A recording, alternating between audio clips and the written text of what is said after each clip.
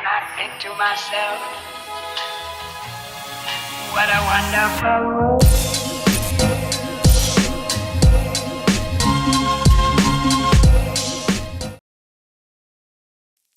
Halo semuanya, selamat datang kembali di Story Film.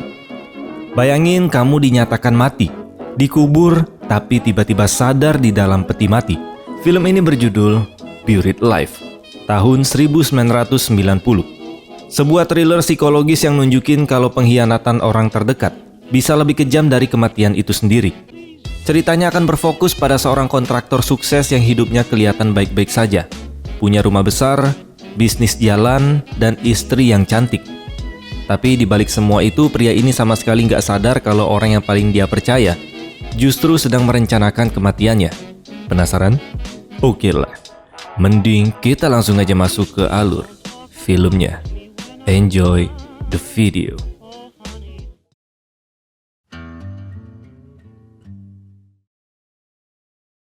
Film ini dibuka di sebuah lokasi proyek bangunan.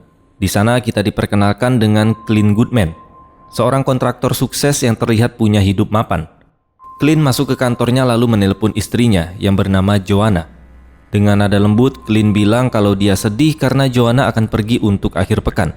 Tapi dia berjanji akan pulang lebih cepat agar bisa mengantarnya.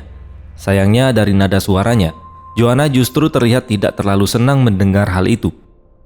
Sementara Clint masih bekerja, adegan berpindah ke rumah mereka. Joanna mengambil sebuah paket dari kotak surat, sementara anjing mereka bernama Duck terus menggonggong tanpa henti, seolah menandakan ada sesuatu yang tidak beres. Tak lama kemudian Clint terlihat sedang menyetir di jalan sepi, sampai dia dihentikan oleh sheriff bernama Sam, yang merupakan polisi setempat. Bukannya menilang, Sheriff Sam malah mengajak Clint memancing bersama. Clint dengan jujur bilang kalau dia kosong akhir pekan ini karena Joanna pergi. Lalu Sheriff Sam pun melepas Clint dan Clint langsung pulang ke rumah. Sesampainya di rumah, Clint segera membuka kandang Duck yang sejak tadi merengek karena tak ada yang mengeluarkannya. Joanna akhirnya muncul, tapi jelas tidak terlihat senang melihat Clint sudah di rumah. Dia mengaku sudah menerima pesan dari Clint, tapi harus segera pergi karena punya janji dengan dokter. Di tengah suasana dingin itu, Clint menceritakan bahwa ada orang yang datang lagi ke bengkelnya, menawarkan 1,5 juta dolar untuk membeli usahanya. Tapi Clint menolak. Joanna mengatakan itu uang yang besar. Tapi di sini Clint bertanya, kalau aku jual, lalu aku harus ngapain? Joanna langsung menjawab dengan nada yang kesal, kalau mereka bisa kembali ke New York. Pertengkaran pun tak terhindarkan. Clint menegaskan bahwa dia sudah menempuh perjalanan ribuan kilometer dari New York ke tempat ini demi membangun kehidupan yang lebih baik untuk mereka berdua. Tapi semua itu seolah tak berarti bagi Joanna. Dengan wajah cemberut, Joanna akhirnya pergi menggunakan mobil biru muda miliknya, meninggalkan Clint sendirian dalam keadaan frustasi.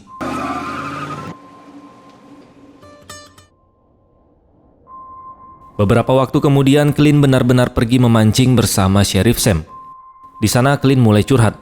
Dia bilang kalau Joanna adalah gadis kota yang kesulitan beradaptasi dengan kehidupan di tempat terpencil ini. Namun di balik semua itu terungkap sebuah rahasia besar, di mana Joanna ternyata berselingkuh dengan dokternya sendiri, yang bernama Dr. Cortland Van Owen. Sang dokter menjanjikan kehidupan mewah, yaitu sebuah klinik di Beverly Hills, hidup nyaman dan masa depan cerah bersama Joanna. Yang lebih mengerikan lagi, Cortland menunjukkan sebuah racun mematikan yang dia ekstrak dari indung telur ikan. Racun ini bisa menyebabkan serangan jantung mendadak dan sulit terdeteksi. Akhirnya mereka pun sepakat untuk membunuh Clint, lalu menjual perusahaan miliknya. Dr. Cortland meyakinkan Joanna agar mencampurkan racun itu ke makanan Clint dan memastikan semuanya termakan habis. Saat Joanna pulang ke rumah, dia mulai membongkar isi tasnya untuk mencari botol racun tersebut. Tanpa sengaja botol itu tumpah dan bocor.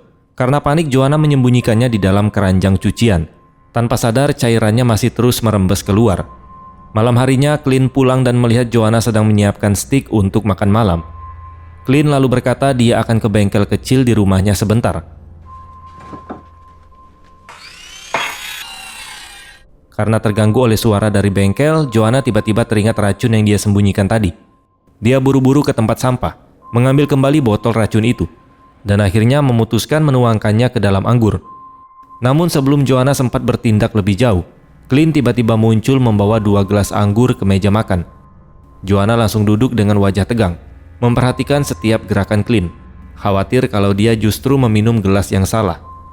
Clint lalu mengangkat gelasnya dan mengajak Joanna bersulang, tanpa tahu bahwa makan malam ini bisa menjadi yang terakhir dalam hidupnya. Sayangnya, Clint justru meminum anggur yang sudah bercampur racun. Tak lama kemudian tubuhnya mulai bereaksi. Napasnya sesak, dadanya terasa seperti diremas, dan dia pun terkena serangan jantung. Clint terjatuh ke lantai sambil menahan sakit dan berteriak memanggil Joanna untuk meminta pertolongan. Namun Joanna hanya berdiri diam, menatapnya tanpa rasa kasihan. Bahkan dia menyuruh Clint untuk mengakhiri penderitaannya sendiri. Setelah Clint sudah tidak bergerak, Joanna segera menelpon selingkuhannya, yaitu Dr. Cortland, dan memberitahu bahwa semuanya sudah selesai. Tak lama kemudian, Sheriff Sam dan Cortland datang ke rumah. Sam terlihat sangat terpukul. Dia sama sekali tak menyangka sahabatnya bisa meninggal mendadak di usia yang masih prima. Di lantai terlihat sebuah botol kecil racun tergeletak dan nyaris saja terinjak oleh Sheriff Sam. Si Sheriff sempat bertanya kepada petugas medis apakah perlu dilakukan otopsi. Namun Cortland dengan cepat menepisnya dan menganggap kematian Clint wajar akibat serangan jantung. Look, Joanna, very tense moment. Just get a grip here. Adegan kemudian berpindah ke ruang pendingin jenazah. Di antara tubuh-tubuh yang tersimpan di sana, salah satunya terlihat bergerak sedikit. Keesokan paginya, petugas mengeluarkan tubuh Clint dari kantong jenazah dan mulai menyiapkan untuk pemakaman.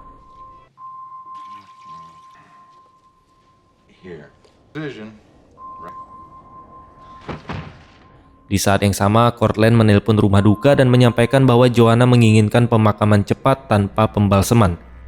Karena biaya yang ditekan, petugas pemakaman memilih peti mati murah dengan kualitas yang agak buruk. Lalu mereka segera menguburkan Clint. Saat prosesi pemakaman berlangsung, Duke atau anjingnya Clint bertingkah aneh dan terus menggonggong ketika Joanna mendekati peti mati untuk meletakkan bunga. Joanna lalu berpura-pura menangis, seolah menunjukkan penyesalan yang dalam.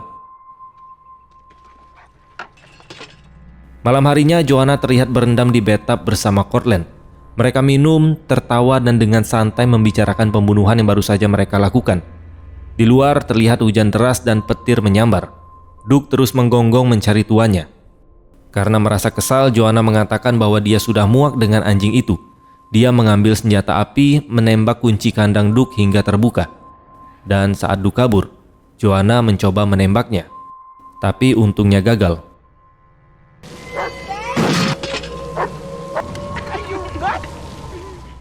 Duke berlari menuju pemakaman, hingga akhirnya berhenti di makam Clint. Dan disinilah kenyataan mengejutkan terungkap, di mana Clint ternyata masih hidup. Efek racun itu hanya membuatnya lumpuh sementara. Di dalam peti mati, Clint merasakan air menetes ke wajahnya, yang membuatnya sadar dan panik. Dengan sisa tenaga, Clint mulai menghantam peti mati itu. Karena kualitasnya sangat buruk, peti itu perlahan retak dan hancur. Setelah perjuangan yang menyakitkan, Clint akhirnya merangkak keluar dari dalam kuburnya sendiri.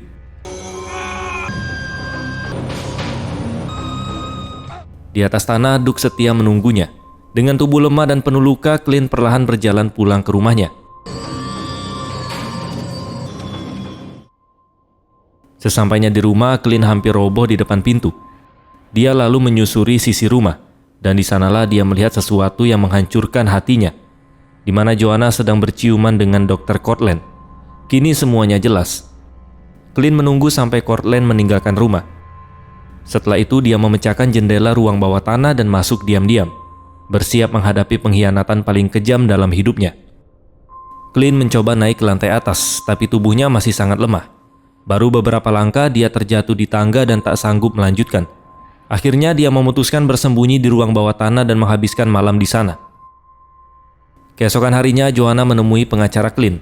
Dari pertemuan itu, Joanna mendapat informasi soal dokumen-dokumen penting dan rekening bank milik Clint. Dengan tenang, dia mengatakan ingin menjual perusahaan Clint seharga 1,5 juta dolar dengan pembayaran maksimal dalam 48 jam.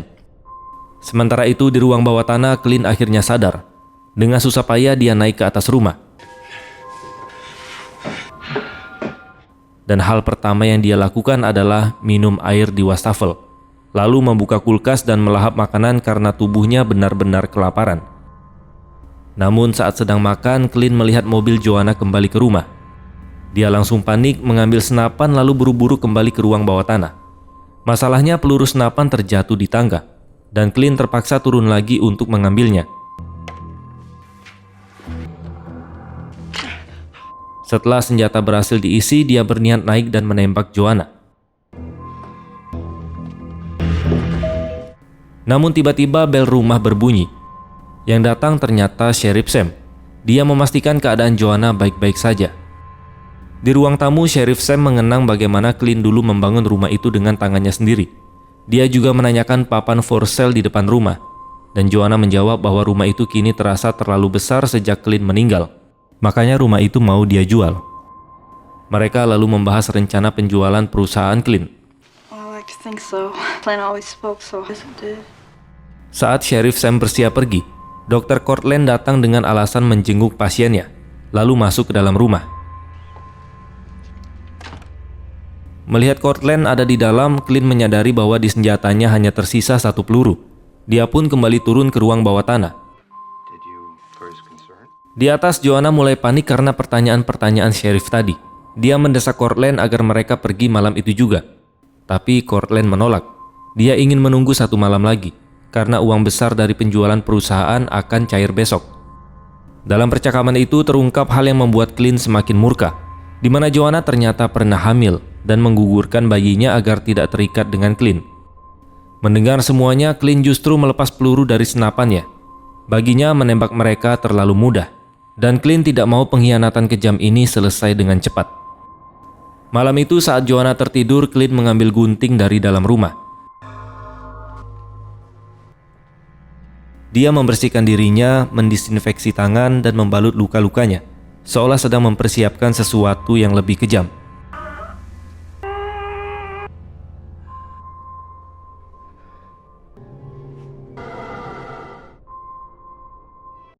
Keesokan harinya, beberapa orang datang membawa koper berisi uang tunai, tanda bahwa penjualan perusahaan Clint telah selesai. Joanna terdiam melihat jumlah uang itu. You'll get over it, dear. Just takes time. Yes. Setelah para pembeli pergi, dia begitu gembira, membayangkan hidup mewah bersama Cortland. Di waktu yang sama, Sheriff Sam datang ke makam Clint dan terkejut melihat kuburan itu sudah digali, sementara jasadnya menghilang. Dia mengira ada seseorang yang mencuri jenazah. Sheriff Sam memerintahkan agar peti mati itu dikirim ke rumahnya, dan semua ini dirahasiakan sampai penyelidikan selesai. Kembali ke rumah, Joanna masih tersenyum memandangi uang jutaan dolar itu, sampai dia masuk ke kamar mandi dan melihat lantai penuh lumpur. Wajahnya langsung berubah pucat. Dia mencoba menghubungi Cortland, tapi tak ada jawaban. Joanna meninggalkan pesan suara, memperingatkan bahwa seseorang mungkin ada di dalam rumah. Karena merasa terancam, Joanna mengambil senjata api dan berjalan menuju ke ruang bawah tanah. Di tengah jalan, dia bertemu Duke yang menggonggong keras ke arahnya. Karena gugup, Joanna mundur untuk mengambil senjata dengan posisi siap menembak. Namun tepat saat dia hendak menarik pelatuk,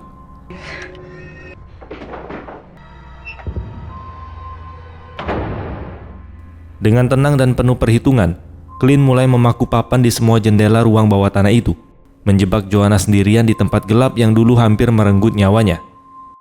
Di sisi lain, Dr. Cortland terlihat sedang berbicara sendiri dengan ikan-ikannya, sambil mengekstrak racun dari tubuh ikan tersebut. Setelah itu, dia mengecek pesan suara di mesin penjawab, dan isinya mengejutkan, di mana pemilik apartemennya akan segera mengusirnya, karena 6 bulan uang sewa belum dibayar. Hal ini pun memperjelas satu hal, di mana semua yang sudah dia janjikan kepada Joanna, yaitu berupa hidup mewah dan klinik, itu hanyalah omong kosong belaka. Cortland kemudian datang ke rumah Clint sambil membawa suntikan berisi racun, dan dia memanggil-manggil nama Joanna. Dia masuk ke kamar Joanna dan langsung melihat koper penuh uang, dan matanya langsung berbinar. Di saat yang sama, Joanna akhirnya sadar dan mendengar Cortland terus memanggilnya. Dia mengira Cortland adalah orang yang sebelumnya membuat kekacauan di rumah. Joanna pun bersembunyi di bawah tangga. Begitu Cortland lengah, Joanna memukulnya dengan batang besi, yang membuatnya terjatuh serta menjatuhkan suntikan racun dari tangannya. Joanna mengambil koper uang itu dan berusaha naik ke lantai atas. Tapi tiba-tiba Clint muncul dan menutup pintu, menjebak mereka berdua di bawah. Beberapa waktu berlalu, Clint terlihat mengangkat papan kayu masuk ke dalam rumah, sementara Courtland mulai sadar kembali. Joanna meminta maaf karena memukul Courtland, lalu dia berkata bahwa seseorang telah mengurung mereka di ruang bawah tanah. Courtland mencoba kabur dengan menembaki pintu yang terkunci, tapi dia sadar bahwa pelurunya sudah dimodifikasi, di mana peluru itu tidak berfungsi, hanya ada udara dan mesiu kosong. Dia lalu mencoba membuka jendela kayu, tapi Duke menggonggong keras dari luar dan memaksanya mundur. Di lantai atas terungkap bahwa Clint mengubah rumahnya menjadi sesuatu yang lain. Dia memotong dinding, memasang papan di mana-mana, bahkan menghancurkan foto dirinya bersama Joanna. Saat Joanna terbangun keesokan harinya, Courtland mengatakan bahwa mereka sudah terjebak selama 8 jam. Courtland mulai menduga bahwa orang di atas adalah Sheriff Sam, yang menurutnya ingin ikut menikmati uang hasil penjualan perusahaan Clint. Karena itu Courtland berniat membunuh siapapun yang mencoba menghalangi mereka. Tak lama kemudian Joanna melihat suntikan racun tersembunyi di bawah laci. Dia langsung sadar kalau Courtland membawa racun itu bukan untuk orang lain, tapi untuk dirinya. Joanna pun menyembunyikan suntikan itu, lalu menguji Courtland. Dia meminta Courtland membakar semua uang itu jika benar-benar mencintainya. Dan tentu saja Courtland menolak hal itu. Saat Joanna menyinggung soal suntikan racun, Courtland akhirnya mengaku bahwa mereka tak akan pernah punya klinik, tak ada masa depan, dan semua hanyalah rencana kosong. Ketika Courtland hendak menyuntik Joanna, pintu ruang bawah tanah tiba-tiba terbuka. Mereka sepakat untuk tidak saling membunuh dan memilih keluar bersama. Namun begitu melangkah keluar, mereka terkejut karena rumah itu telah berubah total. Dinding penuh papan kayu, lorong-lorong sempit, dan jalan yang tak jelas arah. Mereka mencoba mencari jalan keluar, tapi setiap langkah justru membawa mereka semakin tersesat. Rumah itu kini seperti labirin kayu, perangkap yang sengaja dibuat untuk mereka berdua, dan tanpa mereka sadari, Clint mengawasi semuanya. Di sisi lain kota, Sheriff Sam tak bisa berhenti memikirkan kematian sahabatnya. Dia kembali memeriksa peti mati Clint, dan akhirnya menyadari sesuatu yang mengerikan. Karena peti itu rusak dari dalam, seolah ada seseorang yang keluar dengan paksa. Sementara itu di rumah Clint, Joanna dan Courtland mulai saling menyalahkan atas kejahatan yang mereka lakukan. Di tengah pertengkaran itu, sebuah dinding kayu tiba-tiba terbentuk di antara mereka, memisahkan keduanya di dalam labirin rumah yang kini berubah total. Di ujung lorong yang mengarah ke jendela terbuka, Courtland melihat sosok bayangan berdiri diam. Dia mengira itu adalah Sheriff Sam. Courtland panik dan mencoba menyuapnya dengan seluruh uang hasil penjualan perusahaan Clint. Namun bayangan itu melangkah maju, dan Clint menampakkan dirinya. Kaget setengah mati, Courtland pun tersandung koper uang, lalu terjatuh tepat di atas suntikan racun yang dia bawa sendiri. Racun itu pun masuk ke tubuhnya, dan Courtland pun tewas oleh racun ciptaannya sendiri. Di tempat lain, Joanna terjebak di antara Clint dan sebuah lubang sempit. Dia merangkak masuk menyusuri lorong itu, tapi jalannya berakhir buntu. Clint lalu menutup jalan keluar dan menjebak Joanna tanpa harapan. Di sanalah Clint akhirnya menampakkan diri.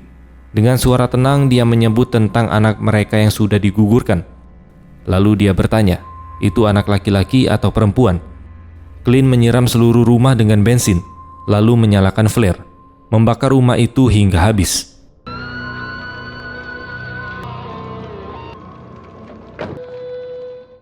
Tak lama kemudian, Sheriff Sam tiba di lokasi kebakaran.